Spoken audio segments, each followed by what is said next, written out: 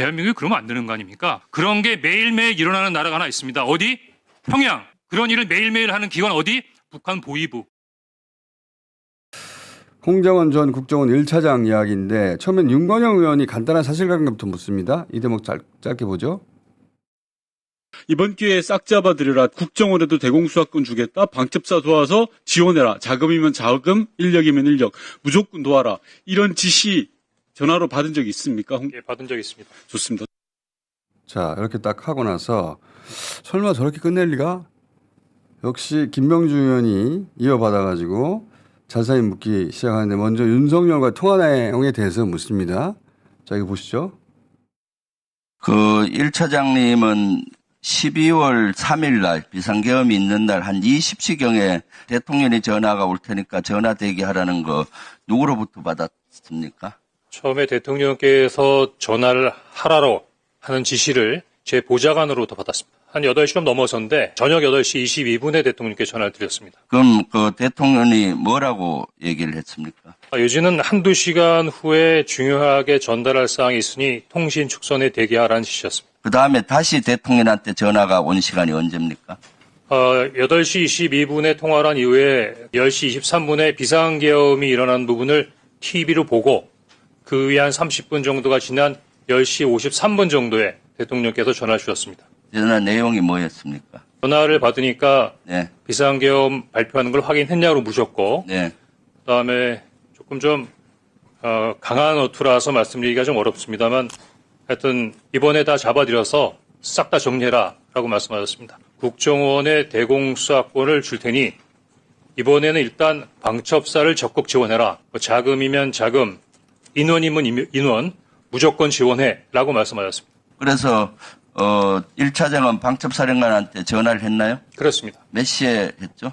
10시 53분에 대통령님 전화가 끝나자마자 방첩사를 지원해라 라는 부분이 지적했기 때문에 이어서 바로 기억하기로는 11시 6분에 방첩사령관에게 전화했습니다. 그때 방첩사령관하고 무슨 통화를 했습니까? 예, 방첩사령관에 11시 6분에 전화했던 것은 처음 전화가 아니고요. 10시 23분 비상계엄이 발표되는 걸 보고 바로 제가 방첩사령관한테 전화를 한 적이 있었습니다. 왜냐하면 10시 23분에 TV를 통해서 방송을 통해서 비상계엄이 발령되는 걸 보고 당시 굉장히 많이 당황했었는데 비상계엄이 발효된 것보다도 더 당황스러웠던 것은 당시로서는 국정원이 비상사항과 관련된 부분에 대해 정보 보호를 전혀 갖고 있지 않았습니다. 네. 그래서 방첩사령관한테 확인하기 위해서 전화했습니다. 네. 그랬더니 방첩사령관이 저희들도 잘 모르고 있는 상황입니다. 위에서 오케이. 시키는 대로 하고 있습니다라고 답변을 했고 그런 상태에서 대통령께서 전화를 받은 다음에 방첩사령관에게 전화했습니다. 그러니까 마찬가지로 계속 머뭇머뭇해서 제가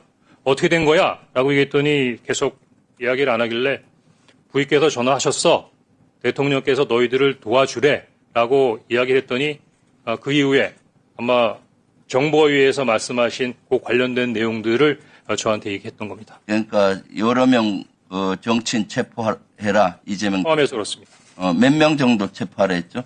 예, 14명 정도를 기억합니다. 마지막엔 그래, 그래서 어떻게? 라고 물었습니다. 뜻은 너가 원하는 대로 한 다음에 그럼 어떻게 하면 좋아? 그랬더니 저에게 직접 전화 주십시오. 이렇게 얘기했고 알았어 하고 전화를 끊었습니다. 어제 저는 전체 중원에서 직접 전화하라고 했던 저 대목 있잖아요. 네.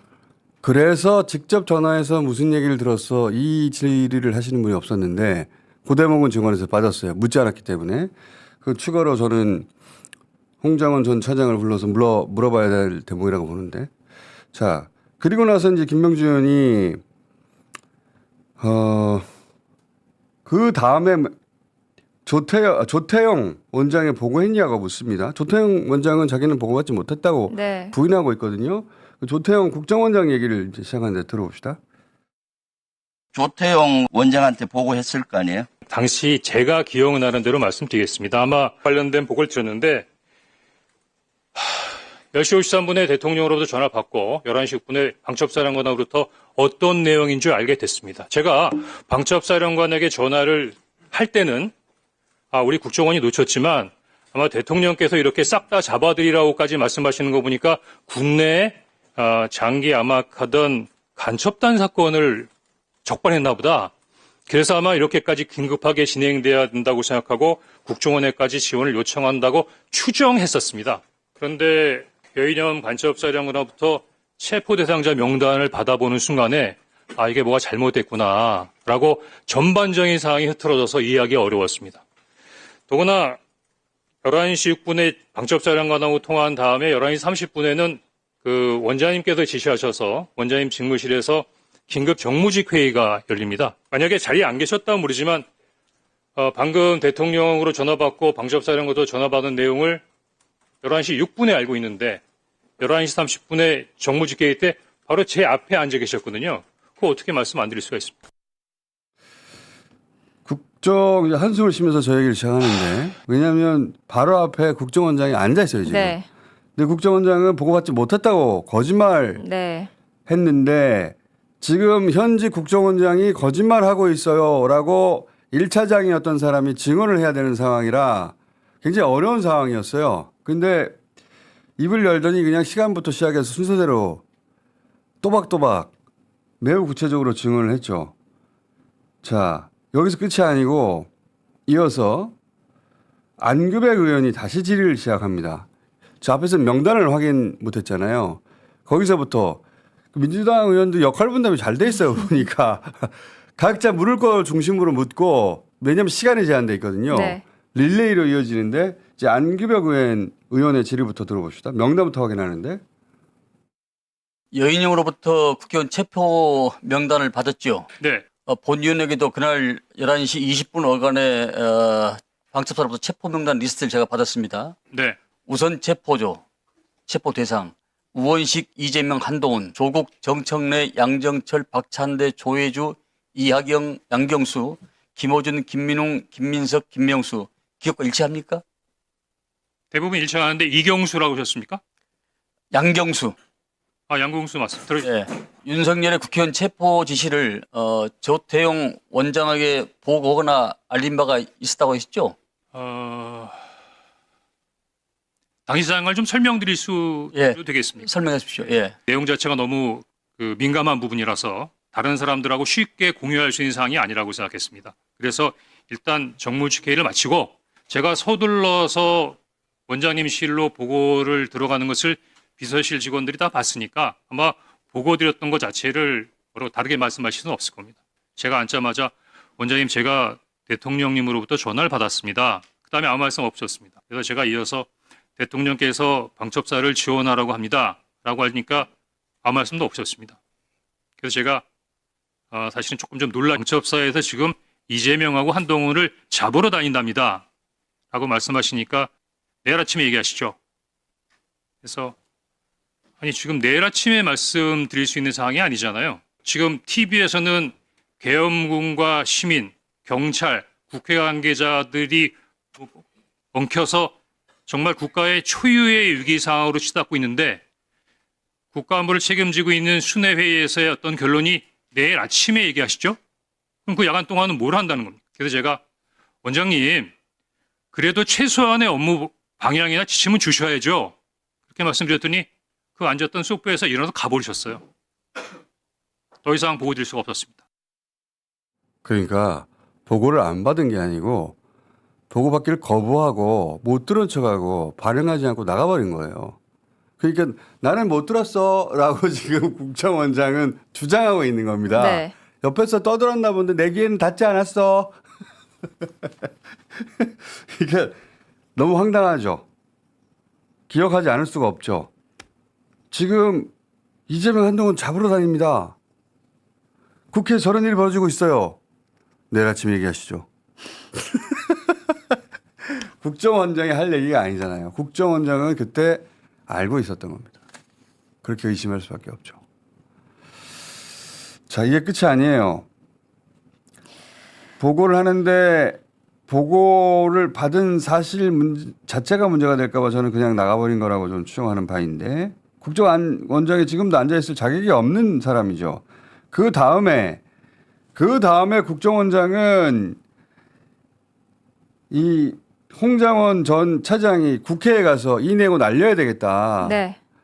라고 김명기 의원을 통해서 발표됐던 내용이 있죠. 그 네. 내용에 대해 문제 삼고 죽이려고 합니다. 윤석열 지시를 받았겠죠 아마도. 자, 그 내용을 증언하는데 들어보시죠. 그 다음 날 11시 30분 정무직 회의가 끝나고 난 다음에 원장님께서 이런 제의를 하십니다. 상황이 엄중하니까 우리 매일 아침마다 티타임을 하면서 상황 관련된 부분에 대한 대처 협의를 합시다. 그러면 원장님께 어떤 아이디어를 드릴 수 있을까라는 생각을 했습니다. 그래서 5일날 오후 정도로 기억이 되는데 그때 오전에 야당 대표께서 비상계엄에 군을 동원해서 도리어 북한의 군사위협이 더 가중되는 면이 있다라는 발표를 하시면서 불안감을 느끼시는 말씀을 하셔서 그래 맞다. 이렇게 혼란스러운 상태에서 그냥 원장님께서 야당에다가 얘기해서 북한 관련된 부분 한반도의 안보 상황 우리 국정원이 잘 관리하고 있습니다. 국정원이 앞으로 나름대로의 어떤 비상계엄 이외의 여러 가지 부분에 있어서의 국면을 잘 감당하겠습니다. 뭐 그렇게 전화 한 번 하는 게 없겠느냐고 브레인스톰 차원에서 그냥 건의드린 겁니다. 제 입장에서는 대단히 억울하고 문제시되는 게 국정원법 11조에 보면 국정원 직원이 정치 중립을 위반하면 7년의 징역에 처할 수 있도록 되어 있습니다. 11월 6일 12시에 국정원장께서 이례적으로 자청하셔서 기자회견을 한 상태에서 홍장원 차장을 정치 중립 의무의 위반으로 인사경질했다고 하는 부분은 죽으라는 거예요. 사법적으로 매장하겠다는 겁니다. 근데 그게 말씀으로 끝나지 않았습니다. 그 다음날 네이버를 쳐보면 금방 알 수 있는 시민단체에서 저를 고발했고 12월 8일 그날이 대통령의 탄핵이 기각된 그 다음날 저는 검찰로부터 시민단체가 고발한 정치중립 의무 위반 혐의로 피의자로 검찰에 출두하라는 통보를 받습니다. 그 정도면 국회에 공익제보 보호를 요청해야 되는 상황 아닙니까? 네, 맞습니다. 자, 그러면 우리 홍 차장께서는 경질당한 것이 정치적 보복으로 느끼셨겠네요? 저 대통령 좋아했습니다. 시키는 거 다 하고 싶었습니다. 근데 그 명단을 보니까 그거는 안 되겠더라고요. 위원장님 집에 가셔서 편안하게 가족들하고 저녁 식사하고 TV 보시는데 방첩사 수사관과 국정원 조사관들이 뛰어들어서 수갑 채워서 벙커에 갖다 넣었다. 대한민국이 그러면 안 되는 거 아닙니까? 그런 게 매일매일 일어나는 나라가 하나 있습니다. 어디? 평양. 그런 일을 매일매일 하는 기관 어디? 북한 보위부.